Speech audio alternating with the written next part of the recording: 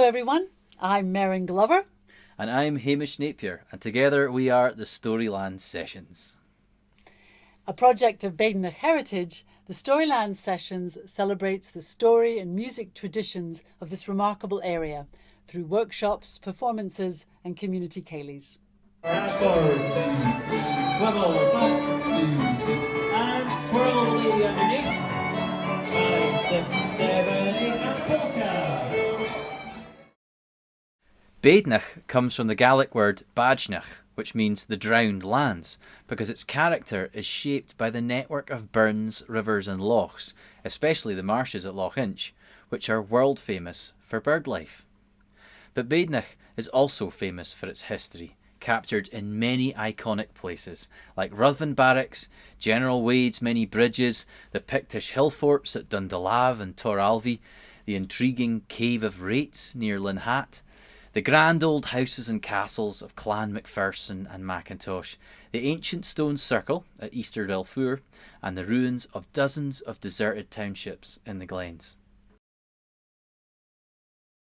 Badenoch is a long stretch of land, hemmed in at the west by the Mona Lea, the purple-grey hills, and the east by the Mona Rua, the reddy-brown hills, now usually called the Cairngorms. This is a story that comes from an almost forgotten place called Glen Banchor. Banchor means horn or bend in the river, and the glen curves around behind Craigdhu, the black crag between Newtonmore and Lagan. It's a beautiful place, but barren now and almost silent. There are very few trees and only a handful of ruins. Some are just stones in the long grass, and there is no sound but the wind and the weather, the rushing of the River Calder, and the occasional cry of birds.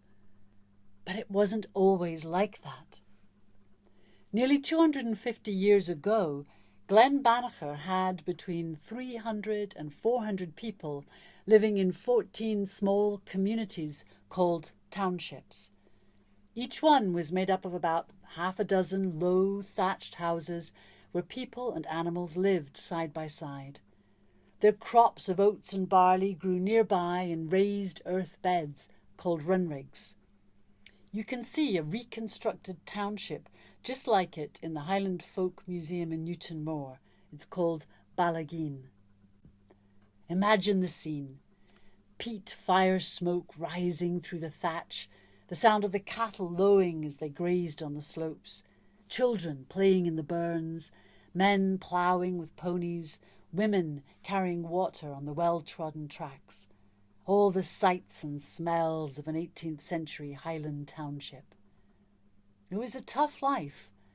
The weather was harsh, the land difficult to farm, and people were very poor. When they got sick, there was no medical help, and when the crops failed, there was famine, and many starved. But the communities were close-knit, working together and sharing stories, songs and dances to ease their difficult lives. Slowly, sadly, some of the people had to move away to find work in cities or emigrate to the Americas, New Zealand and Australia. Many of them were forced to go by lairds who wanted the land for other things. By the late 19th century, there were just a few families clinging on, eking out a threadbare life in 8 townships. This story comes from one of those families. Up above the Shepherd's Bridge in Glen Banchor, there's an ancient ruined hill fort on a knoll called Shean Vor Dal Churain, which means the big fairy hill of the dell of the rowan trees. And beside this wee hill there was a small tenant farmhouse called Dalchurain Moor. In this home grew up Kate and Seamus Dalchurain, or in English, Kate and James of Dalhern. They had many neighbours living around about them in the glen around that time. They were Kenncdys, and their family had lived there for over 100 years. Sadly, they were evicted by their landlord in 1874, and so Maddie Kenncdy, her children Illiam, Seamus and Kate's son Andrew, were forced to move and settle in the new growing village of Newtonmore by the River Spey. Many other families around that time had to do the same. It must have been a huge upheaval for them. These people were hill folk, and now they had to adjust to become townsfolk. They named their new small house in central Newton Moor after their ancestral home, Dalhern, so they would never forget where they came from. The Kenncdys were fiercely proud of their heritage and very protective of their property. They say that Kate once caught some young lads eyeing up the apple tree in her garden, and that she chased them off with a shotgun. She was hardy. And they say that if you came to the house sometimes to visit, you'd see her sitting there by the table with a great big pistol on her lap. She sure was some woman, that Kate, heading up into the hills by herself with her shotgun and sharp knife to do some poaching. Now, she tells the story of how one day she was up stalking deer alone in the remote forest of Gaiac when she saw some hinds, female deer, in the far distance. Getting closer, she was surprised to see two small women dressed in green milking the deer. But as she approached, the women just vanished into thin air. Kate shot one of the hinds, and when she went over to gralach it, she saw that instead of milk coming out of the deer's udders, there was a strange green thread. It was then she realized that the women must have been fairies and had come from the Sheehan, the magic hill nearby, where they come and go from their enchanted kingdom underground. And this must have been a magical deer. Carefully, she wound the thread around a twig and took it home. There, sitting by the fire, she knitted it into a pair of thick woolen socks for her brother Seamus. And you know, his feet were never ever cold again. They had many wonderful tales to tell, that pair, some true, and some even truer. And Seamus would always say, "Ha sin chofir is a hamisha a keen veru." And that's as true as I'm telling you, lads. Now, Seamus got himself a new gun, one they call a scatter gun for hunting. One afternoon, he was sitting by the fire, and suddenly it became dark outside. How strange, he thought. So he rushed outside the door to see why, and he looked up, and passing over the house was a vast flock of birds. They were so thick they were like a big black cloud, and they were all red grouse. Well, he didn't waste a minute, and he ran back into the house and he grabbed his scatter gun. He loaded it up, he went to the door, and he fired shots all around him. Well, do you know, for 2 hours he was carting home the dead grouse. And then, a wee while later, the gamekeeper came along. And you know, he's the big man, the boss, and he's in charge of who shoots what animals on the laird's estate. And he saw all the dozens of dead grouse that Seamus had lined up along the side of the house, and he was outraged. "Have you been out poaching again on his lordship's land, Seamus Dalhurain, you rascal?" And Seamus said, No, of course not, Lachie. I was just taking advantage of the huge flock of grouse that flew over. There were so many that the sky turned black. I thought it was a shame if I didn't take advantage of it. It was just a few hours ago. Did you not see it yourself?" Well, of course, the gamekeeper didn't believe this silly story, which was, of course, absolute nonsense. Nonetheless, the keeper accepted a brace of 3 grouse that Seamus happily handed him. And yet again, somehow, Seamus had managed to get away with it. And he said, "Ha sin chofir is a hamisha a keen veru." And that's as true as I'm telling you, lads. Seamus used to tell the story of his extraordinary pig that he took with him when he was out shooting for game in the hills, and it was the best pointer in Badenoch, he'd say. Now, a pointer is a breed of dog that stands alert and points itself towards any rabbits or grouse that it spots on the hill, a very handy hunting companion. Everyone had heard of a pointer dog, but a pointer pig?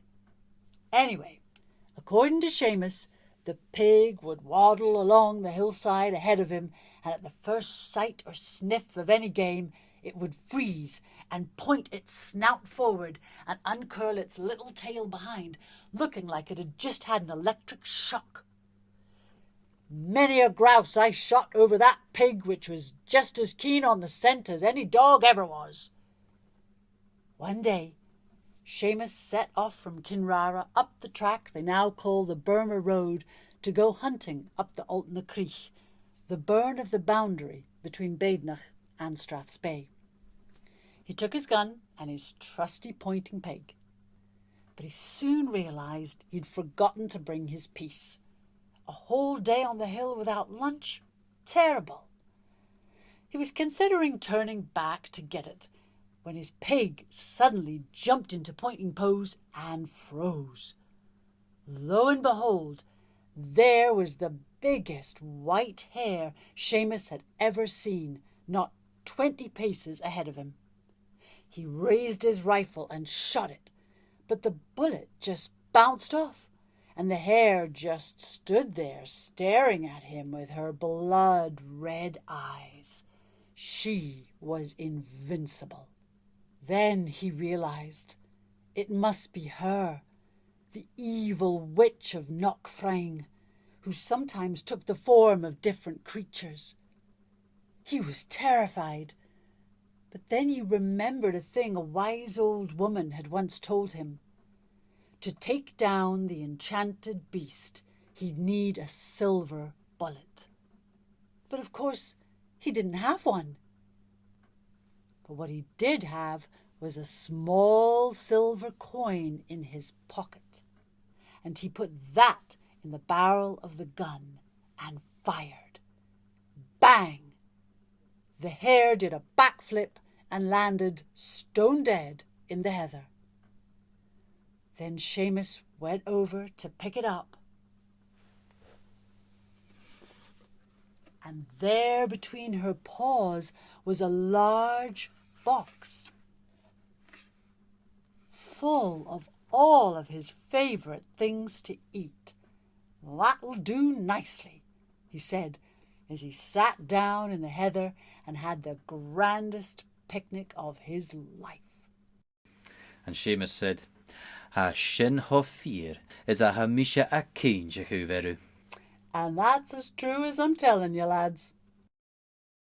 Both Kate and Seamus were well-known poachers in the area, shooting game on his lordship's land without his permission. But somehow they always managed to get away with it. One time, Kate had been hunting for deer up Glen Tromie. She was walking up the side of the river just before dawn when she spotted a very fine-looking roebuck grazing on the opposite bank. She tiptoed slowly and quietly to the water's edge, took aim and fired. Well, no sooner had she done so than an enormous salmon leapt clean up out of the stream, and the bullet went clean through its body and carried on and struck the deer on the other side right through the heart. She couldn't believe it. In her bewilderment and confusion, and with the strong recoil of her gun, Kate staggered backwards and landed on her backside right on top of a covey of red grouse, crushing them to death beneath her. Well, she picked herself up. What had just happened? She'd ended up with a roe deer, a giant 50-pound salmon and 2 brace of grouse, all with the one bullet. Now, hunting folk have a name for that. It's called a Macnab. And Kate would tell people later on in the pub when she was telling them the story, "Ha sin ho fear is a hamisha a Kenncdys veru." And that's as true as I'm telling you, lads. Not long after Kate got her Macnab, Seamus's beloved pointer pig died of old age. "And a sorry man I was when that pig died," he said, "for I knew I would never get a pointer like that again. I was that fond of it that I wanted to keep something of it." So he skinned the pig and asked Sister Kate to make a pair of trousers from it. Well, she did, and would you believe it? Those trousers worked like a dream. Whenever he came near grouse or rabbits, he could feel a power passing up from the pigskin trousers to his arms and making the gun point in the right direction, straight at the game. The trousers were as good as the pig, and he never missed a shot. So, for a long, long time he kept them, and many a grouse and hare they brought him. Well, the local gamekeeper got wind of it, and one day he snuck into Seamus's cottage and stole the magic trousers.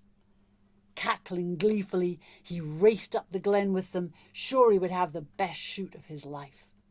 Suddenly, he saw 2 hares lying in the grass. He felt a strange buzzing from the trousers that passed up his legs and his body and into his arms, swinging the shotgun into position. But just as he fired, the shotgun swung to the left and the bullets bounced off a rock. The startled hares jumped up and raced away up the side of Craigdhu. Then, all of a sudden, as the hares were tearing out of sight, the trousers ripped right off the keeper's legs and chased after them, running as fast as the hares over the hills and far away. No one ever saw the magical pointer pig trousers ever again, but nor did they ever forget the sight of the gamekeeper coming back in just his red and white polka dot underpants. Oh, the people laughed and laughed, and the story is still told to this day. Ha sin ho fear is a hamisha a keenche veru. And that's as true as I'm telling you, lads. But the most famous one of Seamus and Kate's tales was the one about Seamus's magical horse and cart that could fly. The story originates from a very eventful trip that Seamus took to Perth one time. In the olden days, long before the Highland Railway line was built up and over the Dromoctor Pass and down into Badenoch, people would have to travel great distances by horse and cart to head to the cities in the south. The ordinary folk of Badenoch seldom travelled very far beyond their own region, unless perhaps they were in the postal service or the armed forces, or if they were gentry, cattle drovers, messengers, or travelling people. The only times a local might have to go far, the 100 miles to Perth, say, would be once every few years to buy special tools or provisions that weren't available in the local Badenoch markets.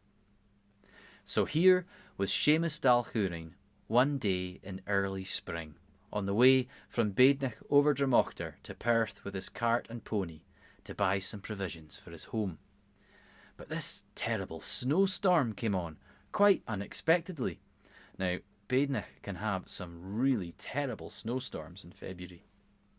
The wind was freezing, and the snow was falling in great clumps, and the pony was getting very nervous with all the snowflakes swirling around its head.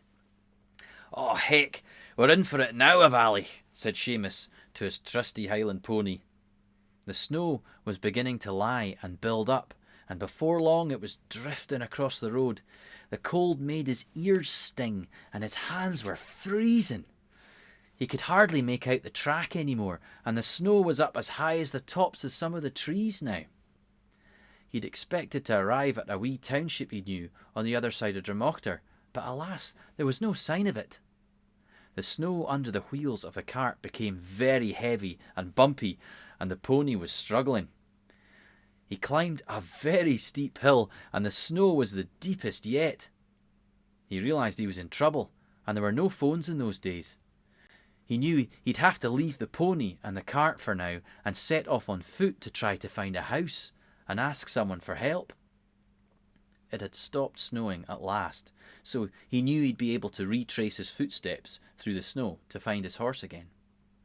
There were no trees around to tie his horse to, though, but handily there just so happened to be a tall metal spike sticking up out of the snow on the top of the mound. Perfect, he thought to himself, and he tied his horse securely to that.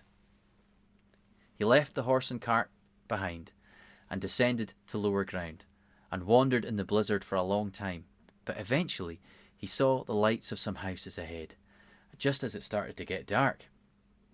Most of the cottages were almost completely buried under the deep snow, but some had managed to clear a pathway to their door. He knocked on the door, and the lady came in and said, "Come away in. "It's freezing. Come in by the fire where it's nice and warm." He said, "Oh, thanks." He said, I've had to leave my horse and cart out there on the moor, but maybe I'll pick them up tomorrow. Can I come in by the fire?" Yes, of course, in you come." Well, they gave him a wee seat by the fire and he had a snooze there for the night. And when he got up in the morning, he went outside and all the clouds had cleared and it was just blue sky. But the thaw had come in and all the snow had melted. And he realised he wasn't going to be able to find his horse because all of the footsteps would have melted because the snow had melted. Well, he wandered for miles in every direction to try to find his horse. The whole place looked completely different. Where had he left that blooming horse? Eventually, he came upon the wee town he'd been looking for. Aha, thought Seamus, the horse can't be far away now. There were lots of townsfolk cleaning the deep snow from the roads and buildings, but thankfully most of it was melting fast in the sun. He was just about to ask someone if they'd seen a horse and cart anywhere near when he came across a big group of very bewildered-looking men that were all gazing and pointing up at the church at the end of the street. Would you believe it? Suspended from the bell tower were his horse and cart. How on earth did it get there? The horse couldn't have jumped up there, and it certainly wouldn't have flown up there. And then it dawned on him, that wee metal spike that he tied the horse to the night before, it must have been the church spire.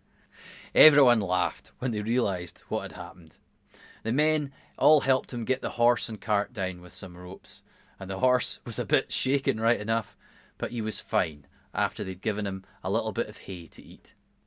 At last, Seamus got to Perth to buy his provisions and tools, but not before he'd stopped by a few more houses along the way to tell folks around the fire his great new story called The Adventures of Seamus Dalhurain and His Magical Flying Horse. And as Seamus would always say, "A sin ha fear is a hamisha a keen shikuveru." And that's as true as I'm telling you, lads.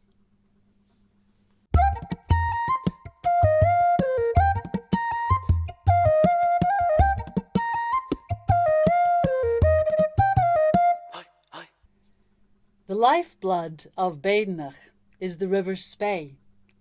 Born in the waters of Loch Spey, a small reedy pool high up in the hills behind Craigmeggy, it flows down through Lagan, Newtonmore and Kenncdys, spreading out into the Inch marshes and then into Loch Inch at Kincraig. From there it swifts on to Aviemore and through the towns of Strathspey all the way to the coast at Spey Bay. It is sometimes called an upside-down river because it starts slow and speeds up as it goes along, whereas most rivers do the opposite. By the time it gets to the sea, it is the fastest flowing river in Scotland. Its name, Spey, is very old, and we don't know for sure what language it comes from or what it means. The river is famous for flooding, for prize salmon, and for all the whisky distilleries that draw from its waters. It used to be notorious too for drownings, but that hardly happens anymore. It is a life-giving river that nourishes the whole land, its wildlife, and its people. And there's actually a tune type which is named after this area. It's called a Strathspey, and it's the kind of tune that you would dance a Highland Scottish to, and that Highland dancers would dance the Highland Fling to. This is one of my favourite Strathspey tunes, and it's called Merryn Spey, and it was composed by an amazing man who lived near Lagan, and his name was Lachlan Macpherson of Strathmashi.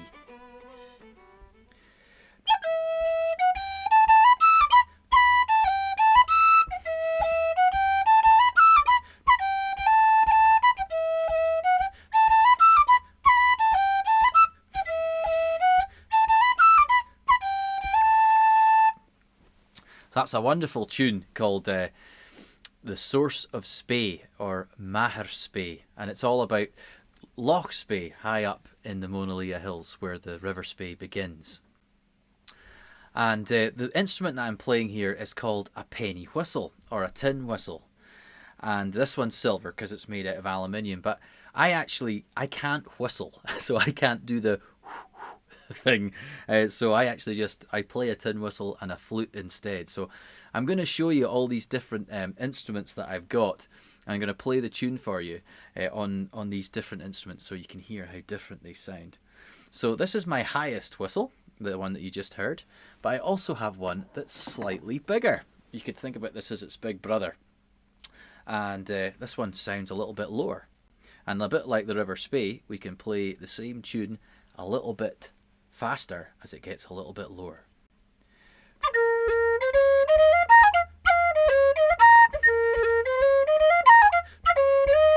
And that whistle, has got a big sister, which is bigger again. And it sounds like this.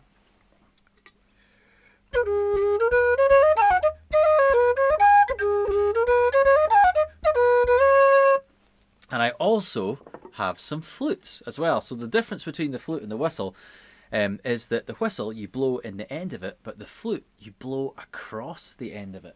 So it's, instead of blowing it like this, you turn it sideways.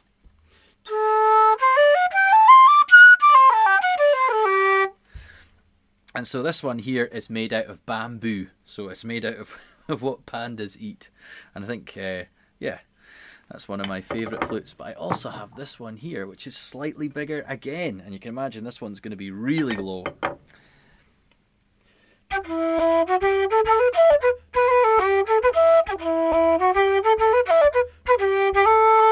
But the biggest one of all, this is the big daddy one. This one here, and this one's made out of boxwood. That's why it's got that lovely light brown colour. And this has got a really deep sound.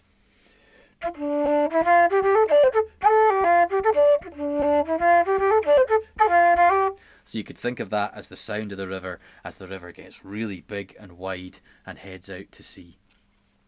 So what I'm going to do for you just now is I'm going to play you a piece of music using a very special thing called a loop pedal. And I'm going to play the tune into this box, and it's going to repeat the sound of what I'm doing, and it's going to put it on a little loop. So I'm just going to bring up this little microphone just now, and you're going to hear the sound of the river as it flows out to sea.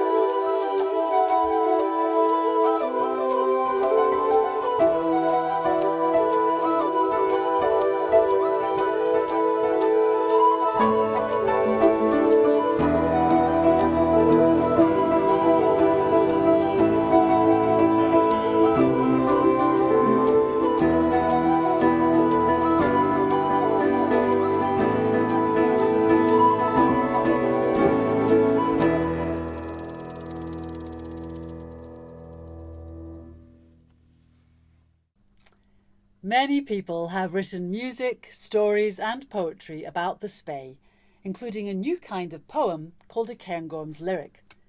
It's a special form of poetry that I invented in 2019 when I was writer-in-residence for the Cairngorms National Park.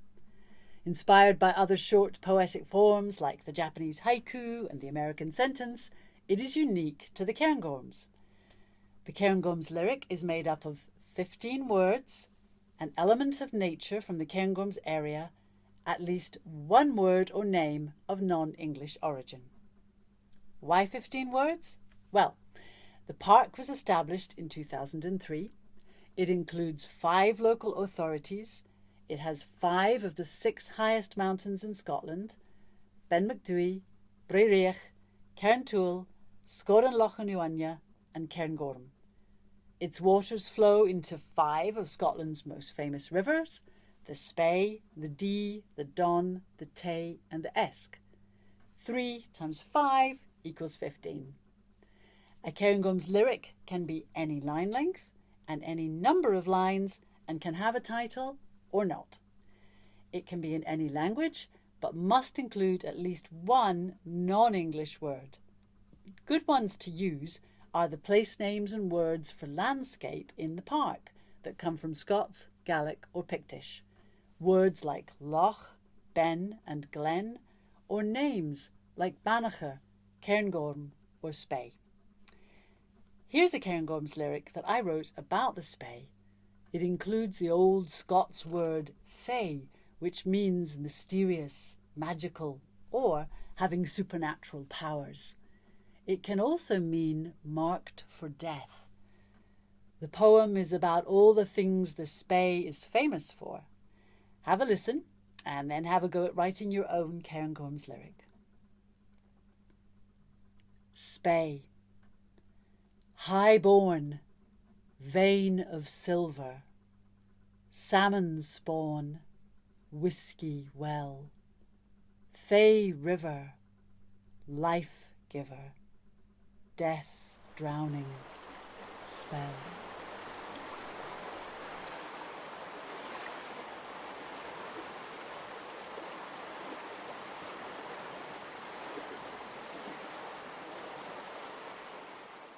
We're going to sing a song for you now that was written by a local man, Tom Badenoch, from Newtonmore, and his forebears had moved from Glen Banchor down to the town.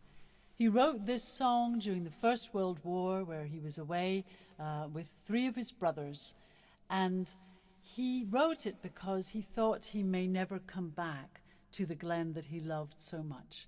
Gladly he did. One of the 4 brothers died in the war, but he came back, and it was in the Glen Hotel that he taught the song to his great-nephew, Michael Slaney, who taught it to us. This is Glen of My Heart. So I'm going to teach you the chorus, and it goes, "Oh, that I were in the glen of my heart." Do you want to try that? Oh, that I were in the glen of my heart. Let's try it a bit louder. Oh, that I were in the glen of my heart. And then it goes, "The glen that I love, where I first heard the lark. The glen that I love, where I first heard the lark." One more time. The glen that I love, where I first heard the lark. And then it goes the first line again. Oh, that I were in the glen of my heart. Oh, that I were in the glen of my heart. And the fourth and last line goes, "Glen of the high cold mountains.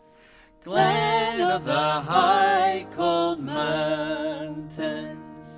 Yeah, let's sing it together. This is Glen of My Heart.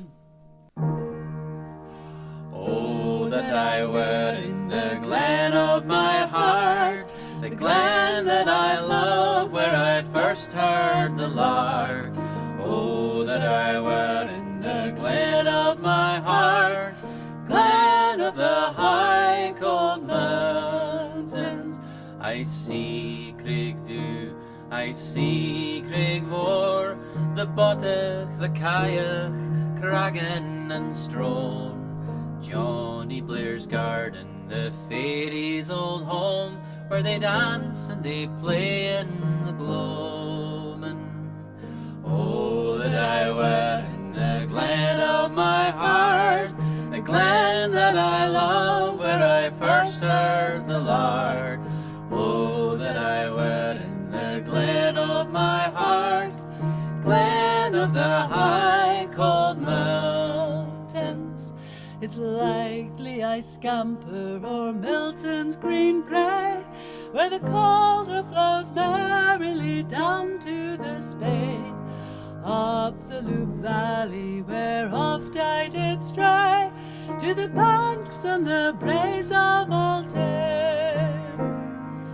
Oh, that I were in the glen of my heart, the glen that I love, where I first heard the lark.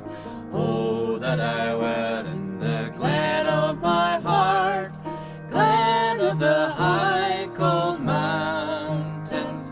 To run barefooted, it's happy I'd be, if the rock of the eagle once more I could see. The mist of the morning adorning Craiglear, and Mother Mulcree softly crooning.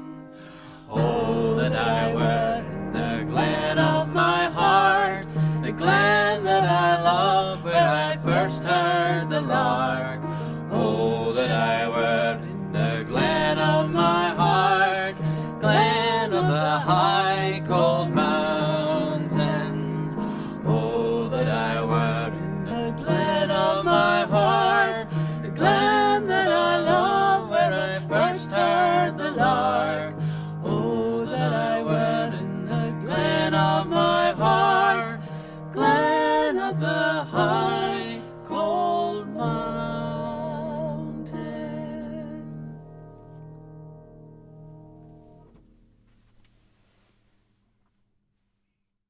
Well, that brings us to the end of the show, folks.